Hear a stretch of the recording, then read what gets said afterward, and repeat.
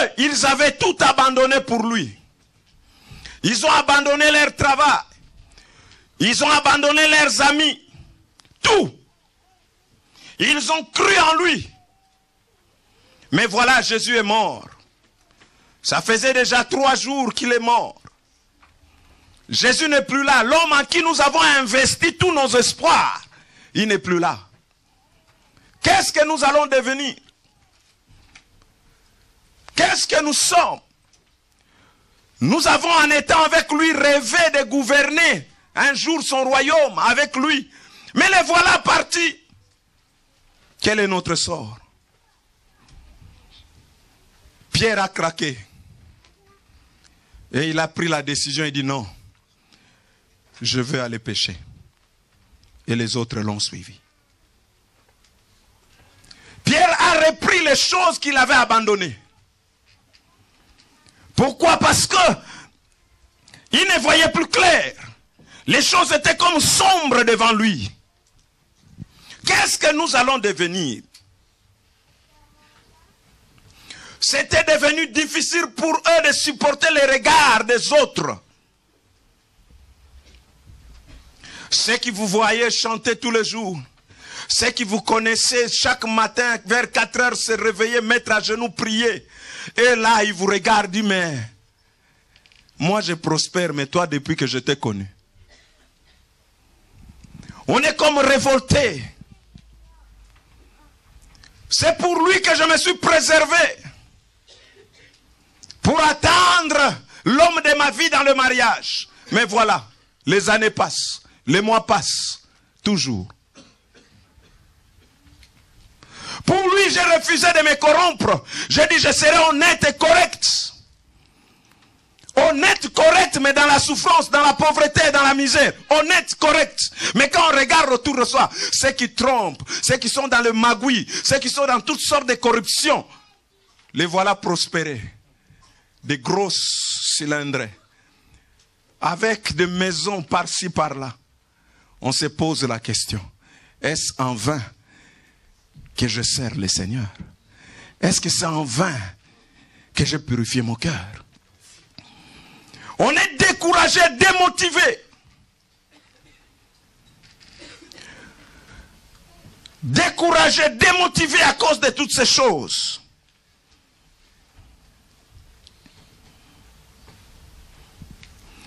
Peut-être c'est avec ce même état d'esprit que vous êtes en train de clôturer l'année ce soir.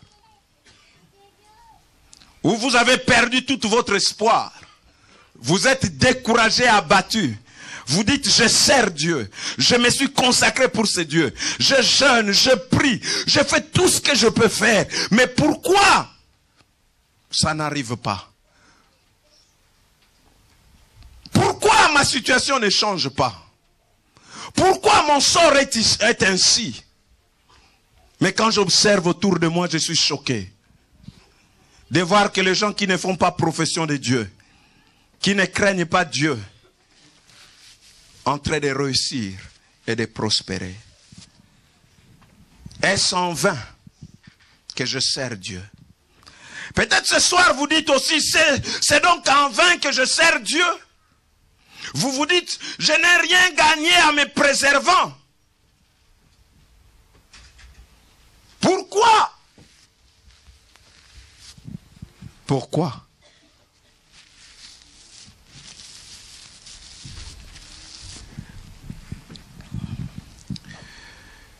Vous êtes dans le questionnement ce soir.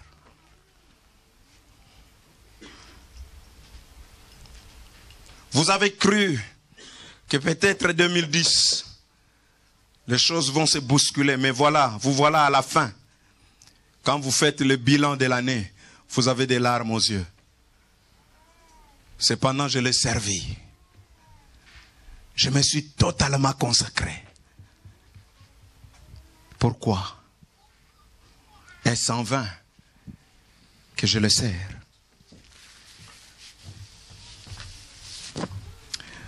Frères et sœurs, comment Dieu a-t-il réagi à une plainte aussi honnête et douloureuse?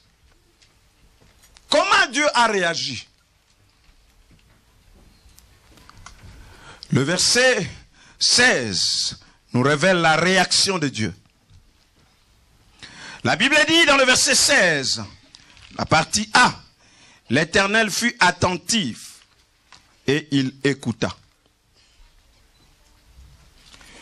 L'Éternel fut attentif et il écouta. Dieu est attentif à vos souffrances et il comprend votre état d'esprit. Remarquez, Dieu n'est pas pressé de parler. Il écoute. Il est attentif. Il est attentionné à votre souffrance, à votre douleur. Il comprend vos questionnements. Il est attentif. Il n'est pas pressé de parler. Il écoute. C'est comme si Dieu leur dit, j'écoute, parle mon fils. Vide ton cœur. Libère-toi. Il écoute. Ce soir, je suis venu te dire que Dieu écoute. Peut-être toi, tu es en train d'attendre que Dieu parle, mais moi, je suis venu te dire maintenant là, Dieu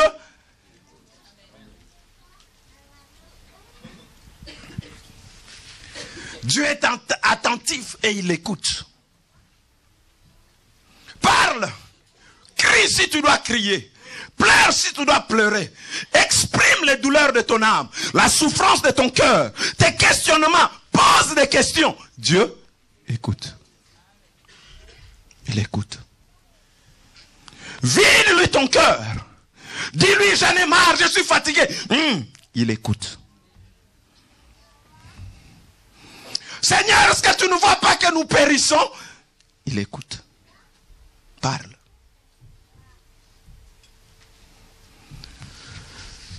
Frères et sœurs, comme Anne, dis-lui la souffrance de ton cœur. Dis-lui la douleur de ton âme. Dis. Dans le moment pareil, des moments de souffrance, d'incompréhension, de confusion, les gens ne te comprennent pas. Mais toi, tu es devant ton Seigneur. Toi, tu es devant ton Seigneur. C'est lui pour qui tu as tout abandonné. Les dieux que tu as servis jour et nuit avec dévouement et consécration. Pour qui tu t'es privé beaucoup de choses. Alors ce soir, je veux t'encourager. Parle. Il écoute. Parle, il écoute. Il est attentif. Il prête attention. Il n'est pas pressé, il est là ce soir. Parle. Prends ton temps, frère, sœur. Je ne sais dans quelle position tu le feras. À genoux, debout, assis, couché. Parle. Libère ton cœur. N'entre pas dans cette nouvelle année avec un cœur plein d'amertume. N'entre pas dans cette nouvelle année avec un cœur gros. Avec un cœur chargé de remords, de soucis, de regrets. Est-ce qu'en vain? Parle. Libère ton cœur. Vide-toi. Qu'est-ce que Dieu fait? Il écoute. Je me demande mais Seigneur, nous souffrons, nous ne comprenons plus rien. Il écoute. Malgré les menaces que tu peux faire, en tout cas Seigneur, si tu ne fais pas cette... Je laisse. Il écoute. Il écoute. Il écoute. Parle. Il n'est pas pressé. Non, il n'est pas là pour te condamner ce soir. Mais il compatit. Il écoute. C'est pourquoi vous allez remarquer dans le verset 17, Dieu dit, j'aurai compassion d'eux. Il écoute.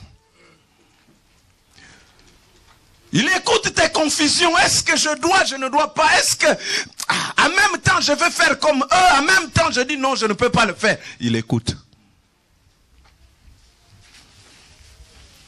Ce qui est grave, c'est que Dieu n'écoute pas seulement tes plaintes. Dieu n'écoute pas seulement la souffrance de ton cœur. Mais il écoute aussi les railleries, les moqueries, les injures de ceux qui te regardent. Tu dis, oh, depuis combien de temps? Dieu fait quoi? Réagis, Seigneur. J'écoute. Qu'il parle. Parle aussi. C'est comme Anne, frère. Dieu a écouté et les mortifications de Pénina et les pleurs de Anne. Il fait quoi?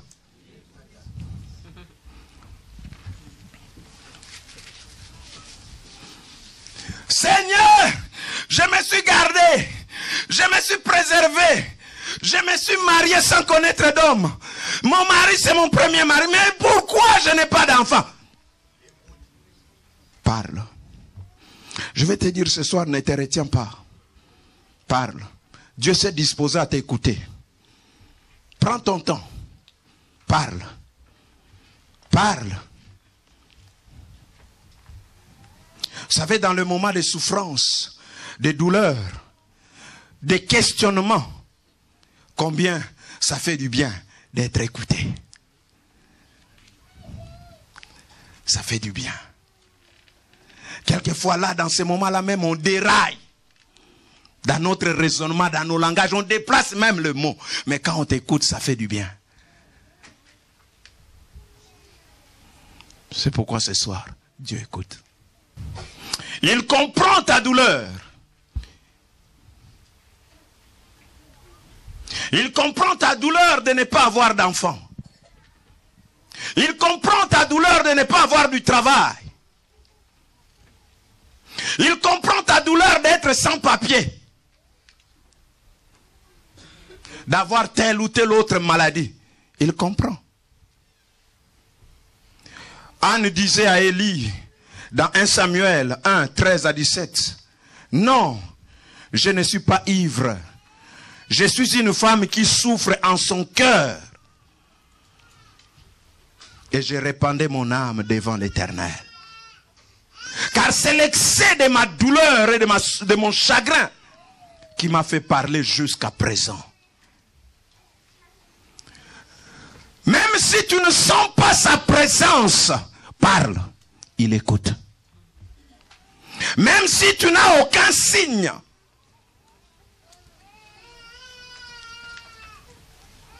parle. Sache qu'il écoute. Même si quand tu pries, tu ne sens pas de frissons, parle, il écoute. J'ai prié toute la nuit, je croyais qu'en dormant, je vais quand même rêver. Sans rêve, parle, il écoute.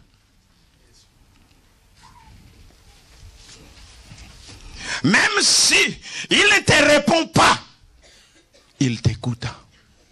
Comme la femme syro-cananienne qui est venue derrière Jésus pour sa fille qui était tourmentée par des démons.